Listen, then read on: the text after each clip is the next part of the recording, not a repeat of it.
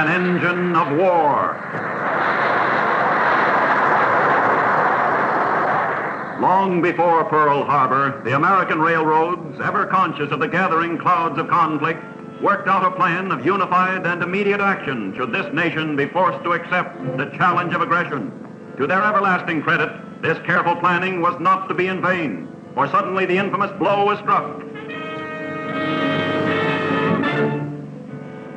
And overnight, engines of peace and progress were transformed into engines of war in a conflict unparalleled in the annals of human history. The die had been cast, the decencies of mankind were the stakes, and squarely upon the success or failure of the American railroads rested the fate of the nation, for only that nation possessed of adequate rail transport could hope to survive the ordeal of total war. But did this nation possess adequate transport facilities? Could Santa Fe shoulder her share of the tremendous burden? Would Santa Fe meet the strain of wartime traffic without delay or confusion? Well, as man can best be judged by worth of deed, let us look at the record.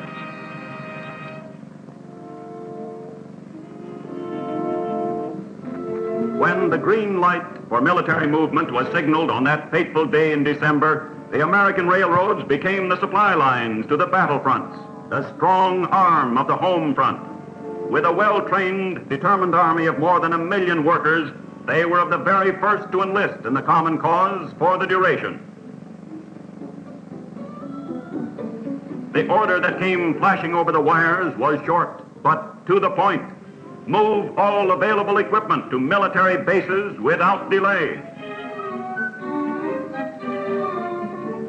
A large order? Yes, but the dispatch and smoothness with which this urgent request was carried out will long stand a record of enviable achievement, a record which future generations of railroad employees will ever regard with respect and awe, a record of free men and private enterprise. For without seriously disrupting existing schedules, long lines of baggage cars, sleeping cars, box cars, and coaches were assembled and rushed to widely separated military bases. Every available crew was mustered, engineers, firemen, brakemen, men who willingly returned to work 2, in many instances 3 and 4 shifts, without thought of personal well-being. There was a job to be done, a job that had to be done, a job that would be done. And even before Congress could gather to declare a formal state of war to exist, the armed might of these free and indivisible United States was already gathering momentum. Rail equipment was backed onto sidings, awaiting only the signal from inspecting officers to receive their urgent cargoes, to get started rolling in the greatest mass movement of troops and equipment in the history of this or any nation. Flat car after flat car, loaded with speed and precision. Utility cars, scout cars, heavy trucks, tanks, jeeps, peeps, tank destroyers. Hundreds of fighting vehicles rumbling endlessly. Countless tons of steel and firepower rolling aboard and into riding position. There to be blocked and nailed and wired and secured by hands which had long trained for this very day.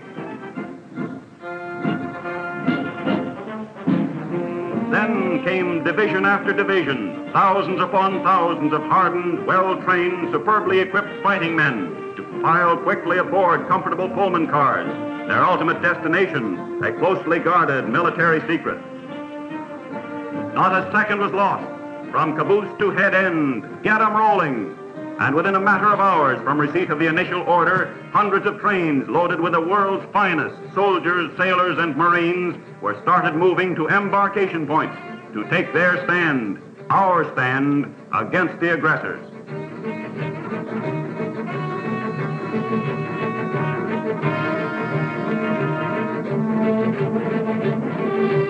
Would the American railroads meet the strain of wartime traffic without delay or confusion? Railroad men know their jobs. They know those jobs well. In the first months of this globe-encircling conflict, they moved more men and more equipment and with greater speed and efficiency than during the entire span of World War I.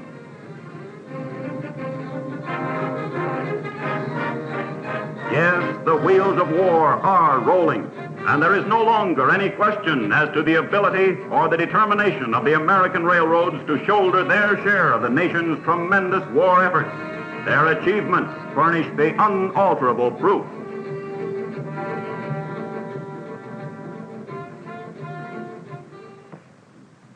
But great as is the demand for the movement of troops and equipment, it still remains only a small part of the real job the railroads are doing. A job so big as to be almost beyond the bounds of human comprehension, the day-by-day mass movement of freight. Only a few years ago, there were those who said the railroads were through, that they belonged to an era fast receding. Well, today, they are literally the lifeline of America, and every day, more than 40,000 trains are started moving, with Santa Fe alone operating as many as 1,800 trains every 24 hours. That's more than 75 trains an hour, a train every 48 seconds of the day and night, to sustain the life and economy on the home front, meanwhile meeting the heavy demands of the nation's war effort. An aircraft factory requires vital parts to maintain production schedules. It's up to the railroads to get them there without delay. A shipyard is running short of steel plate. It's up to the railroads to get it there. There is an acute food shortage in an overcrowded defense area. It's up to the railroads. Are the nation's railroads getting their cargoes through on time? Well, just look at those ships being born through the untiring efforts of thousands of free American skilled workers, from rail-transported, prefabricated steel plates. Liberty ships, corvettes, destroyers, carriers, tankers, invasion barges, being built and launched in ever-increasing, never-ending streams as America's answer to the menace of the Nazi U-boat and the boasted invulnerability of the Jap and his conquests. Look at those carloads of beef on the hook, luscious big juicy steaks, and hides for shoe leather, which the railroads are delivering to the nation's busy packing houses. And bacon for America's 130 million industrious citizens at home and abroad. Throughout the 48 states, in country elevators and in the massive storage bins of the cities, tons and more tons of ripe golden grains are being delivered and stored, ensuring ample supplies for domestic consumption and for those hungry nations across the seas. From producer to consumer, potatoes, important freight.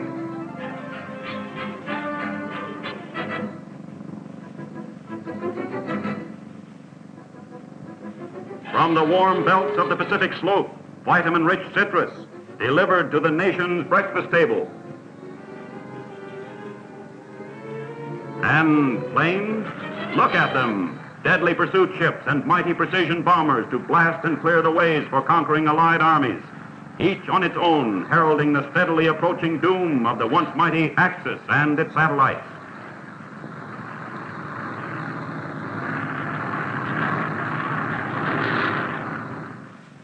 Yes, the American railroads are getting the freight through, and not only are they getting them through, by their unstinting efforts, they are actually helping to build the ships and planes and tanks and jeeps, are helping make the shells and the munitions to feed into hungry guns just as surely as though they were standing working on the production lines. For production without transportation is a ship without a sail. Both are indispensably interdependent. But not only must the railroads transport the bulk of the finished products to feed into the maw of this hungriest of all wars, to them also falls the vital task of supplying an uninterrupted stream of raw materials to the nation's widespread factories. For the battle of production begins far from the lathes and the mills, deep down under the earth, where men go searching for the raw materials from which will be shaped our victory.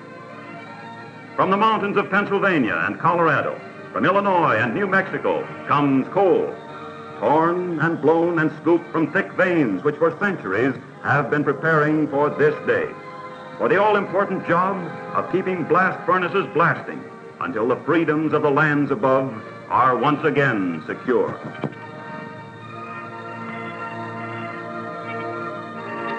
From the vast reservoirs of Oklahoma, Texas, and the great Southwest, oil, the black gold of mobility and striking power, without which the battles on far-flung invasion fronts, as well as the economy of the home front, would but despair and die. At the outbreak of war, the nation's railroads proposed that they could move 200,000 barrels a day, if they had to. At that time, this was regarded as being hardly more than a daydream. But this was not the first proposal the railroads were to make, and to make good. Not only have loadings passed the 200,000 barrel a day figure, but at one crucial point, the railroads, proving they could meet any emergency, transported 1 million barrels a day.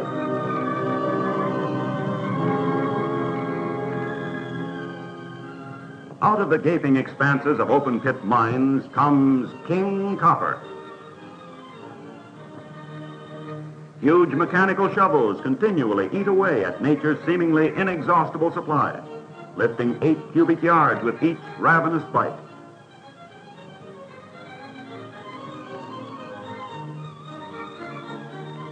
Then it's up to the railroads to get it moving to the smelters, where man again bests nature to extract the gold and metal from the rich ore.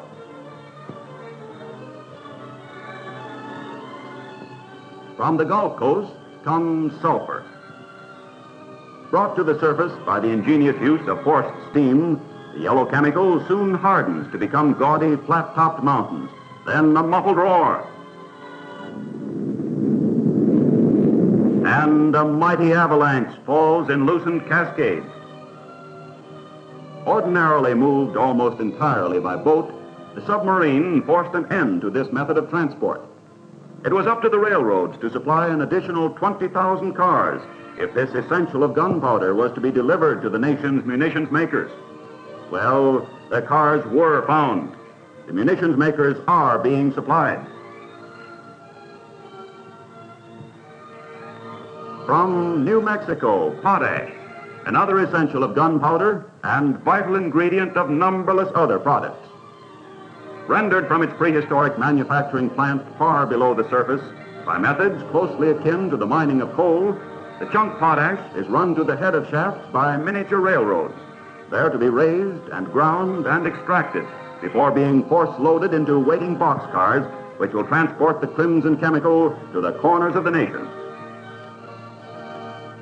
And on, from the vast virgin forest of America, logs, and then finished lumber. From Oklahoma and the endless acreage of Texas, cotton. Yes, all the way down to scrap, with the railroads transporting the bulk of the nation's pile and at the same time contributing a large percentage of the total tonnage. And not only must the railroads deliver all of these essentials to the nation's factories without delay, they must get them all there at the right time.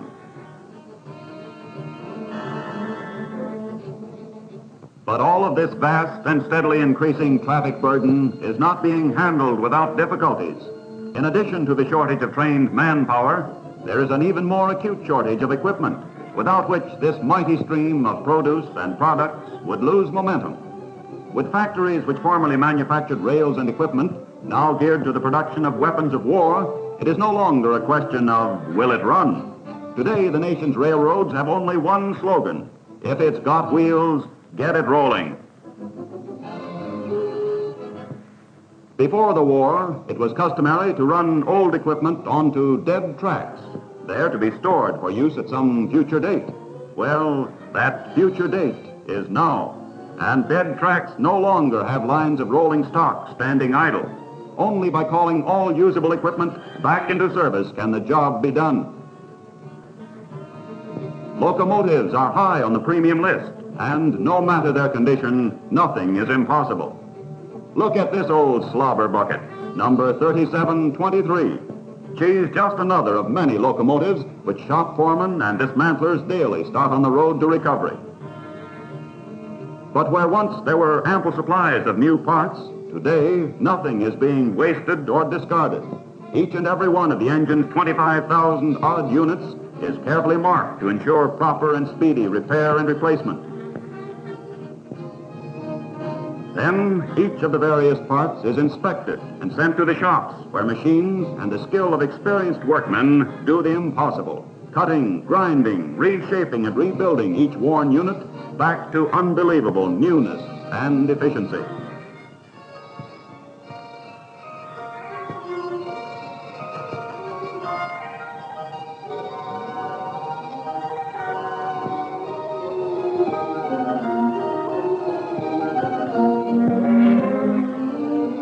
Old fire brake is removed and replaced. Acetylene torches cut away and repair all flaws inside the huge boilers. Piston housings are rebored to ensure driving power once the locomotive returns to the rails. And huge wheels, worn and flat from thousands of miles of hard running, are cleaned and dipped and sprayed and lifted again into the shops, where new tires are fitted securely by expanding temperatures.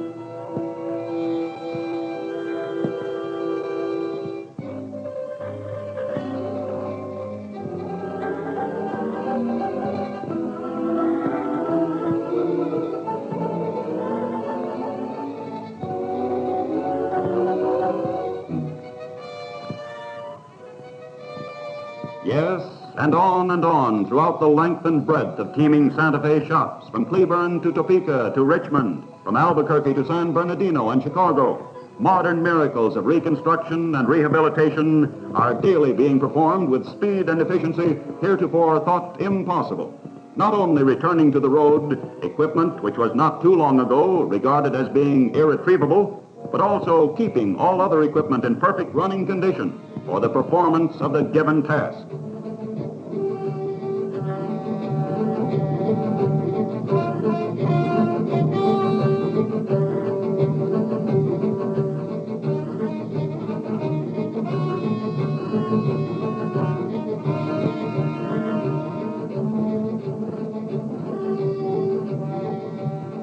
For locomotives are not the only type of equipment which must be repaired and rebuilt.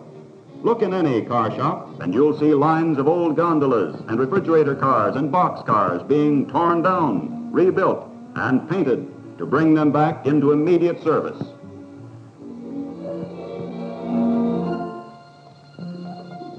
Look into any foundry where rumbling machines respond to the skilled will of their operators, ever hammering, ever cutting, ever shaping old parts to new, and then melting down what remains to pour and mold again. Look into the metal shops and see sheer weight and deft manipulation shape thick steel as though it might well be the thinness of tinfoil, and gears which must be ground to within 1,000th of an inch, and valves and gauges and air brake meters. In each and every department, the story is the same. This is a war of movement. Let's keep 'em rolling. But let us not neglect the unsung heroes who are always present in the background of the steam and the rumbling wheels. Those tireless thousands of loyal workers who are keeping the roadbeds in flawless condition, who are constantly repairing and replacing mile upon mile of worn track, and who almost overnight lay spur lines to enhance the speed and efficiency of crowded rails.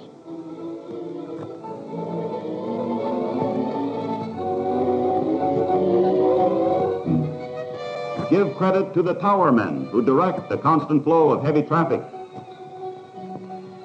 to the bridge crews who daily construct and repair important spans over deep and yawning defiles, to the conductors for their patience and ingenuity, to the local station agent whose day is endless,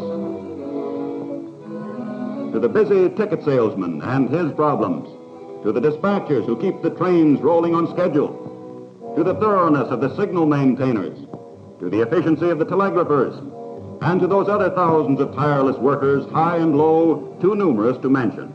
Give the railroad man his due, for each and every one on his own is an important cog which must function smoothly, else confusion and disaster result. Did I hear someone say not to forget the women?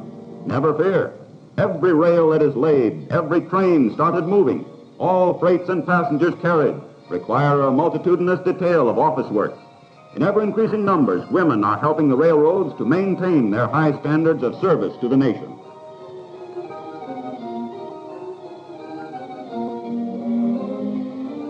But don't think that the only jobs women are performing are behind office desks. With thousands of rail employees going into the armed forces, women readily volunteered for heavier duties in the shops. They're holding down man-sized jobs and handling those jobs with comparable skill.